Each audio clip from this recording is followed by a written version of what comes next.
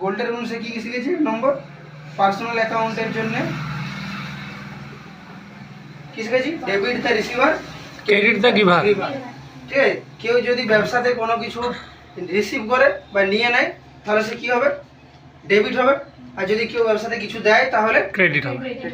এটা মাথায় সবসময় রাখবে, এগুলো ভুলবে না, কিন্তু এইগুলোর উপরই বেস করে আমাকে জার্নাল এন্ট্রি করতে হবে। ঠিক আছে? 2 নম্বর কি কোন অ্যাকাউন্ট ছিল? Real account. Real account. তাহলে রিয়েল অ্যাকাউন্টে কি হবে না, ডেবিট হোয়াটস কামস ইন, যেগুলো যেসব জিনিসপত্র আমাদের, রিয়েলস বলতে আমরা যেগুলো আমাদের গুডস বা যেসব জিনিসপত্র, ধরো অ্যাসেট হতে পারে, বিভিন্ন ফার্নিচার হতে পারে, বিভিন্ন সম্পত্তি হতে পারে, এগুলো সব রিয়েলস অ্যাকাউন্ট। ঠিক আছে? তার রিয়েল অ্যাকাউন্ট কি না, যেগুলো ব্যবসাতে আমাদের আসবে সেগুলো ডেবিট হবে। ডেবিট হোয়াটস কামস ইন, যেগুলো আমাদের আসবে সব ডেবিট হবে, আর যেগুলো যাবে সব ক্রেডিট। ঠিক আছে?